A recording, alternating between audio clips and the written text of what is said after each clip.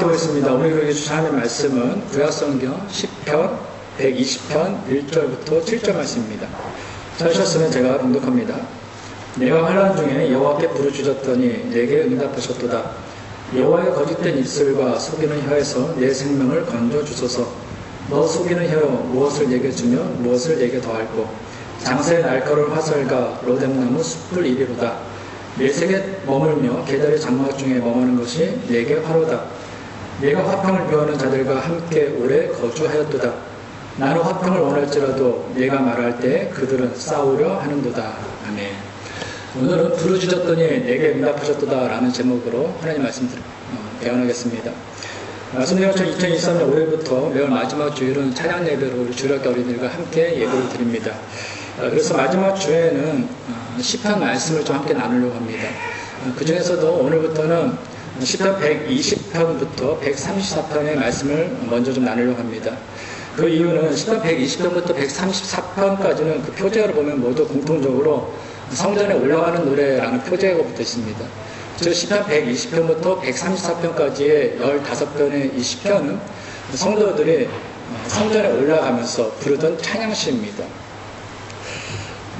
이스라엘 그 남자들은 1년에 3번 6월절, 초막절, 17절 이런 절기가 되면은 어느 곳에 있든지 간에 아무리 멀리 있다 할지라도 예루살렘을 찾아서 예루살렘 성전에서 예배를 드리게 되어 있었습니다. 근데 예루살렘이 다른 지역보다는 고지되어 있었기 때문에 그 성전에 갈 때는 성전에 올라간다라는 표현을 사용했던 거예요. 사실 오늘날은 마음만 먹으면 언제든지 교회를 갈 수 있지 않습니까? 물론 저희처럼 호주교회를 이렇게 빌려 쓰는 교회들은 가고 싶어도 함부로 아니라 마음대로 가지 못하죠. 사실 목회자로서 좀 안타까운 거는 교회가 늘 언제나 성도님들이 기도하고 싶을 때 지나가시다가도 그냥 들어와가지고 기도하시다가 이렇게 가시면 좋은데 그럴 수 없다는 것이 가장 좀 안타까운 마음입니다. 저는 성전을 교회를 지어야 된다 이런 생각은 전혀 없는 사람인데요. 그런 부분에 있어서는 좀 안타깝다 이런 생각이 좀 들어요. 근데 그 외에는 사실 저희 같은 경우는 호주교회를 빌려 쓴다고 해가지고 예배 드리는 데 있어서 또 성도 간에 교제하는 데 있어서 또 호주교회지만 저희가 한국 사람으로서 한국 음식을 나눠서 먹는 데에서 큰 불편함이 없습니다. 어떤 곳에서는 한국 음식 같은 경우 이렇게 김치라든지 어떤 그런 냄새 나는 거 싫어가지고 못하는 게 하는 데도 있다고 하는데 저희 같이 지내시는 호주교회 분들은 전혀 그런 게 없어서 좋죠. 그런 것은 좋은데 사실 오늘날도 정치적인 이유나 종교적인 이유 때문에 교회를 가고 싶어도 가지 못하는 사람들은 의외로 많습니다. 우리가 지금 이렇게 예배당에 모여서 함께 예배드리는 이 시간에 어떤 분들은 교회를 가고 싶어도 교회를 가면 안 되기 때문에 지하에서 예배드리는 분들이 있어요. 원래 가정에서 숨어서 예배드리는 분들이 있습니다. 기도를 좀 하고 싶은데 기도를 꼭 소리내서 할 필요는 없죠. 근데 어떨 때는 마음속으로 기도하지만 어떨 때는 너무 답답해서 기도를 좀 이렇게 큰 목소리로 하고 싶을 때가 있지 않습니까? 근데 그게 안 되는 거예요. 예전에 저희가 지금 라오스 선교하고 있는데 예전에 저희가 그 북한 선교를 좀 했었습니다. 한 2년 정도 했던 것 같은데요. 근데 북한 선교를 하면서 북한 그 지하교회 교인들이 예배 드리는 게 아니라 기도하는 모습, 이거를 기도하는 것을 이렇게 녹음해 와가지고 그걸 한번 들려드린 적이 있어요. 근데 그분들이 하나님께 기도하는데 어떻게 하면 할머니 같은 목소리예요. 이불을 푹 뒤집어 쓰고 그 안에 들어가지고 하나님 아버지 제가 오늘 예배 드린 하나님 저희 이렇게 기도하시는 거예요. 왜냐하면 그 소리가 밖으로 퍼져나가거나 누가 들어서 방에다가 신고하면은 그 사람은 그 뒤에 어떻게 될지 모르는 거거든요. 그러니까 찬양을 하고 싶어도 기도를 마음껏 하고 싶어도 소리내서 못해서 그냥 속을 하신 분이 있다는 것입니다. 우리 같은 경우는 성경책 많이 있죠. 저희 집에도 성경책 많이 있습니다. 나라별로 몇 개가 있는 것 같아요. 그런데 오늘 우리가 똑같이 동시에 살고 있는 지금 이 시대에도 성경 66권의 성경이 없는 분들이 있습니다. 이 66권 중에서 마태복음 하나, 아니면 마가복음 하나, 이런 조그만 하나만 한 권씩만 가지고 평생을 말씀을 보시고 묵상하시고 헤어져도 그러신 분들이 있어요.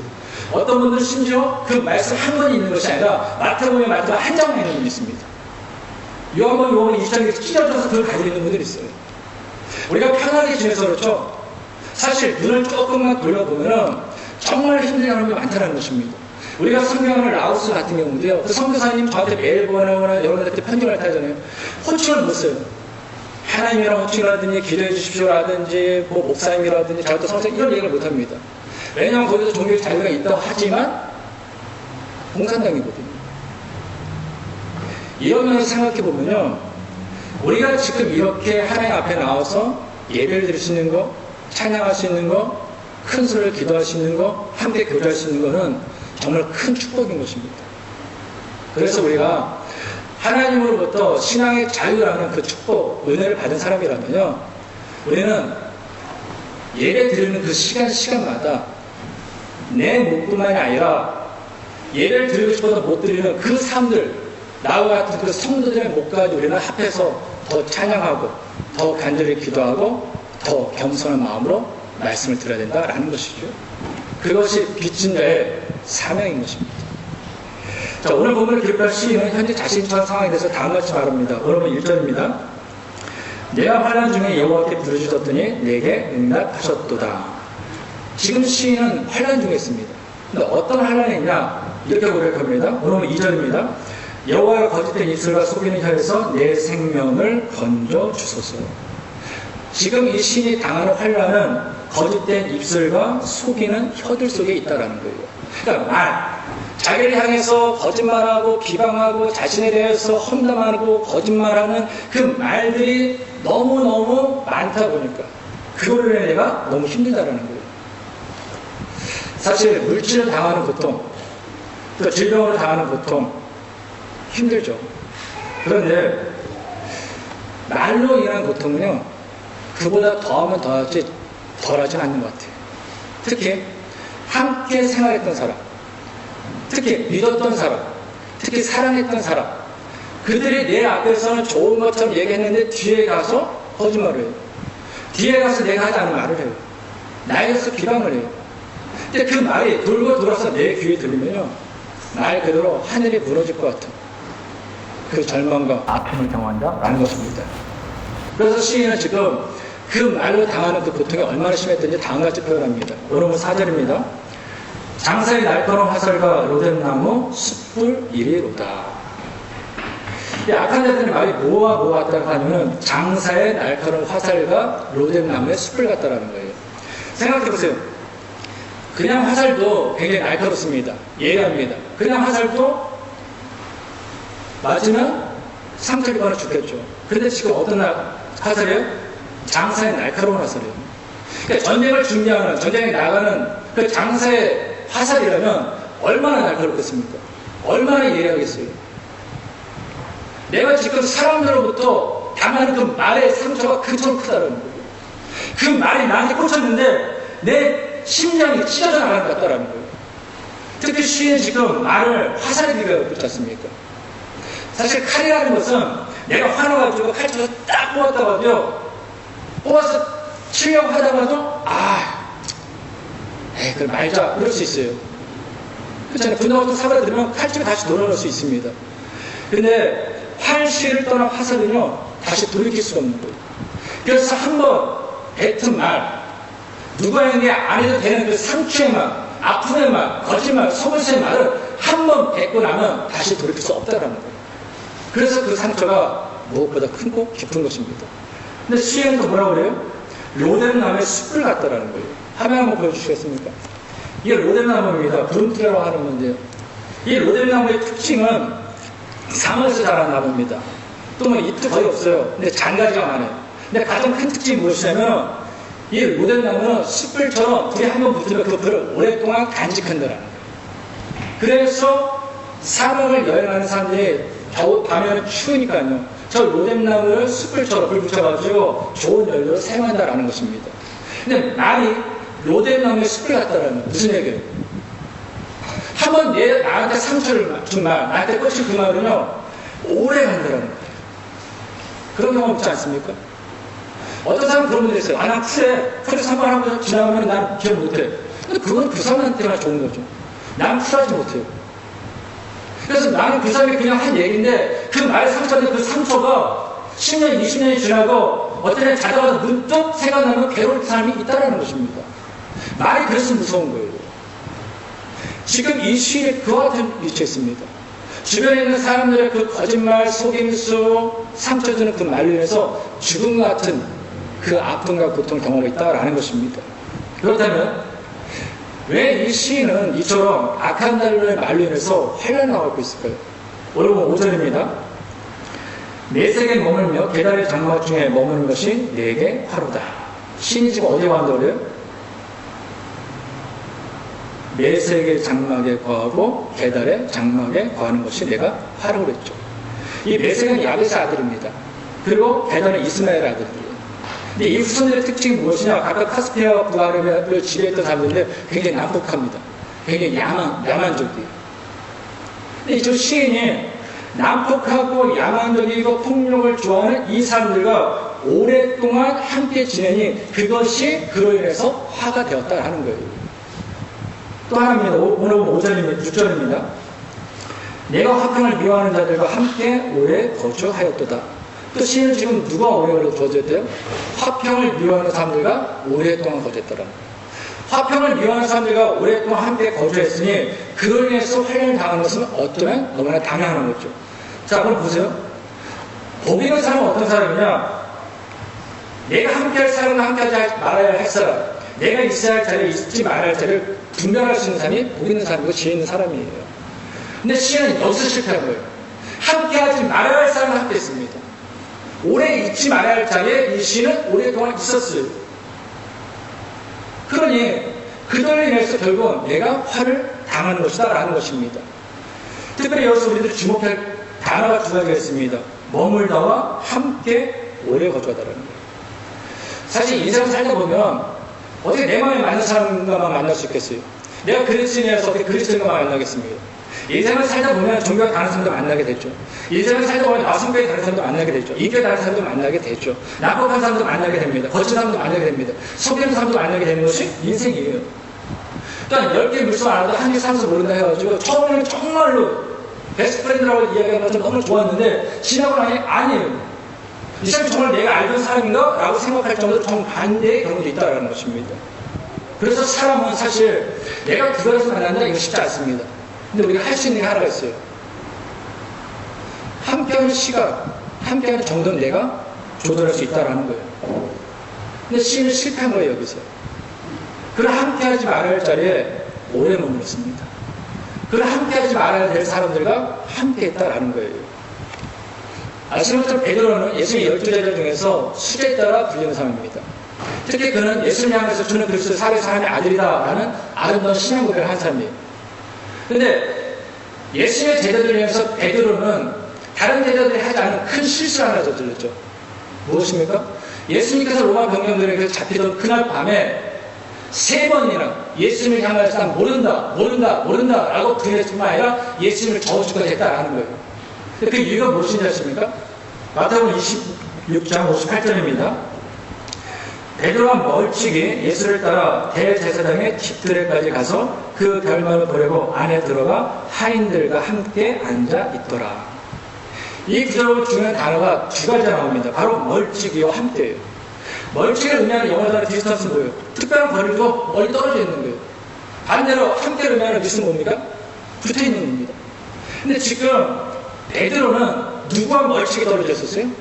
예수님과 멀찍이 떨어져 있었어요. 예수님과 거리를 두고서 멀찍이 떨어져 있었다라는 거예요. 근데 누구 곁에 함께 있었습니까? 예수님을 죽이려고 하는 대제사장의 하인들과 함께 지금 붙어서 그들과 같이 있었다라는 거예요. 함께하지 말아야 될 사람, 그들과 베드로를 지금 함께 했다라는 거예요. 반대로 함께해야 될 주님과는 멀찍이 거리를 두고 함께하지 않았다라는 거예요. 여기서 실패했기 때문에 베드로는 예수님께서 붙잡히신 그날 밤에 3번이나 예수님을 모른다고 부인하고 예수님을 향해서 저주하는 그 믿음의 실패의 자리에 거하게 됐다라는 것입니다. 시편 150편 전체의 주제이며 성경 전체의 주제로 할 수 있는 시편 1편의 첫 구절이 다음과 같이 시작합니다. 시편 1편 1절입니다. 복 있는 사람은 악인들의 꾀를 따르지 아니하며 죄인들의 길에 서지 아니하며 오만한 자들의 자리에 앉지 아니하고. 성경이 이야기하는 복 있는 사람은요, 돈 많은 사람, 건강한 사람, 뭐 큰 집을 갖고 있는 사람이 아닙니다. 성경이 말하는 복 있는 사람이 무엇이냐면 해야 할 걸 하지만 하지 말아야 걸 하지 않는 사람이에요. 그 하지 말아야 할 건 무엇이냐? 아기가 따르지 않는 것입니다. 죄인들에게 서지 않는 거예요. 5만원 자리에 나에 앉지 않는 거예요. 무슨 얘기예요? 함께 해야 할 사람과 함께 하지 말할 사람을 분별하는 거예요. 내가 있어야 할 자리와 잊지 말아야 할 자리를 분별하는 거예요. 이것이 진정한 복이다라는 것입니다. 오늘 보는 시편 120편을 기록한 이 시인은 여기서 실패한 거예요. 자신의 잘못된 선택으로 인해서 이 시인은 그토록 장사의 날카로운 화살에 찔린 것처럼 로뎀남의 숯불처럼 그 괴로움을 지금 당하고 있다라는 것입니다. 그런데 중요한 것이 하나 있습니다. 이 시인은 자신의 잘못된 선택으로 인해서 지금 큰 환난을 당하고 있지만 이것을 돌이키기 위해서 그는 중요한 결단을 한다는 것입니다. 오늘 1절 다시 한번 읽겠습니다. 내가 환난 중에 여호와께 부르짖었더니 내게 응답하셨도다. 시인은 지금 환난 중에 무엇을 했습니까? 자신의 잘못을 깨달았을 때 무엇을 했어요? 하나님께 나아갔어요. 사람들을 찾아다니면서 나 억울해 나 이거 진짜 내가 한 말이 아니야 나의 말 아니야 내 마음 알지 이런 게 아니라 하나님 앞에 나아가서 자신이 당하고 있는 모든 속사정을 하나님 앞에 다 이야기했다라는 것입니다. 무엇을 의미하는 것입니까? 이 사람은 자신의 잘못된 선택을 인해서 환난을 당하거나 그로 인해서 자기 자신을 원망하지 않았습니다. 자신에 대해서 거짓말한 그 사람들에 대해서도 화를 내지 않았어요. 이 문제의 해결은 오직 하나님만이 할 수 있다는 그 사실을 깨닫고 하나님 앞에 나가 기도했다라는 거예요. 이게 중요한 거예요. 인생을 살면서 환난을 당하지 않으면 좋죠. 고난을 당하지 않으면 좋죠. 고통이 없어면 좋죠. 그러나 그럴 수 없는 거 너무나 잘 알지 않습니까? 피할 수 없는 고난이라면, 피할 수 없는 환난이라면, 피할 수 없는 아픔과 슬픔이라면 우리가 해야 할 일은 무엇이냐면 그 고난이 닥쳤을 때, 환난이 닥쳤을 때 가장 먼저 하나님 앞에 나아가는 거예요. 하나님 앞에 나와서 내가 할 수 있는 모든 것을 다 이야기하는 것입니다. 왜요? 그래야 그때 하나님께서 내 기도를 들으시고 내 문제를 해결해 주시기 때문입니다. 사무엘상은 여자로서 아내로서 극심한 고통을 당한 한 여자의 이야기를 시작합니다. 사무엘상 1장 2절입니다. 그에게 두 아내가 있었으니 한 사람의 이름은 한나요 한 사람의 이름은 브니나라. 브니나에게는 자식이 있고 한나에게는 자식이 없었더라. 엘가나라는 사람이 있는데 이 사람에게 두 아내가 있었습니다. 한나와 브니나예요. 그런데 브니나에게는 자식이 있고 한나에게는 자식이 없었습니다. 근데 이 엘간의 아내에 대해서 소개할 때 한나를 먼저 이야기한 거 보면은 한나가 본처예요. 한나가 원래 결혼했는데 한나가 자식을 못 낳자 둘째 아내 브니나를 맞이한 것입니다. 자, 사무엘상 1장 6절입니다. 여호와께서 그에게 임신하지 못하게 하심으로 그의 적수인 브니나가 그를 심히 격분하게 하여 괴롭게 하더라. 남편이 나 외에 다른 여자를 아내로 삼은 것도 심히 괴롭습니다. 그런데 새로 들어온 이 브니나라는 여자가 자신은 자식을 낳았다고 자녀를 낳지 못하는 이 한나를 괴롭게 하는 거예요. 핍박하는 거예요. 말로 그렇겠죠. 자식도 못 낳는 게 이렇게 하지 않겠습니까? 이 말이 얼마나 큰 상처가 됐겠어요. 얼마나 큰 아픔이 됐겠습니까? 여자로서 아내로서 도저히 감당할 수 없는 큰 고통을 받고 있었던 거예요. 이때 한나가 가장 먼저 한 일에 대해 성경에 다음과 같이 증거합니다. 3일생 2장 10절입니다. 한나가 마음이 괴로워서 여호와께 기도하고 통곡하며. 한나가 뭐 했다고요? 마음이 괴로워서 하나님께 나아가 통곡했다라는 거예요. 마음이 괴로워서 하나님께 나와서 기도했다라는 것입니다. 어떻게 했을까? 그 성전을 지키는 제사장이 너 술 취해가지고 지금 하나님 앞에 와서 술 자랑하냐? 이렇게 얘기할 정도로 한나는 그 마음속에 있는 모든 슬픔, 아픔, 괴로움, 여자로서의 수치, 그 모든 것을 하나님 앞에 다 토해냈다는 것입니다. 그 결과 어떻게 됐습니까? 사무엘상 1장 20절입니다. 한나가 임신하고 때가 이름에 아들 낳아서 사무엘이라 이름하였으니 이는 내가 여호와께 그를 구하였다 하더라. 한나가 아들 낳습니다. 그 이름이 뭐라고요? 사무엘이에요. 사무엘이 누구예요? 이스라엘 역사상 가장 위대한 선지자입니다. 그가 이스라엘 첫 번째 왕인 사울에게 기름을 붓고 이스라엘 역사상 가장 위대한 왕인 그냥 다윗에게 기름을 부었어요. 근데 우리가 여기서 주목해야 될 것은 한나가 자신이 낳은 그 아들의 이름을 사무엘이라고 지었다는 거예요. 사무엘이라는 이름의 뜻이 무엇입니까? 하나님께서 들으셨다는 거예요. 무슨 얘기예요? 내가 기도했더니, 내가 환난기 하나님께 통곡할 기도했더니 하나님께서 내 기도를 들으시고 응답하심으로 주신 아들이 이 사무엘이라는 것입니다. 반대로 얘기하면 내가 환난 중에 하나님 앞에 기도하지 않았다면 하나님께서 내 기도를 듣지 않으셨을 거고 나는 이 아들을 얻지 못했을 것이다라는 그 믿음의 고백이 바로 사모된 것입니다. 그래요. 성도 여러분, 우리가 기도하면 하나님께서는 우리의 기도를 들으십니다. 인생을 살면서 고난을 당하지 않는 사람 없어요. 근데 중요한 건 있어요. 모든 사람이 고난을 당한다고, 모든 사람이 힘들다고, 모든 사람이 아프다고, 모든 사람이 슬프다고, 모든 사람이 괴롭다고 하나님 앞에 나서 기도하는 건 아니라는 거예요.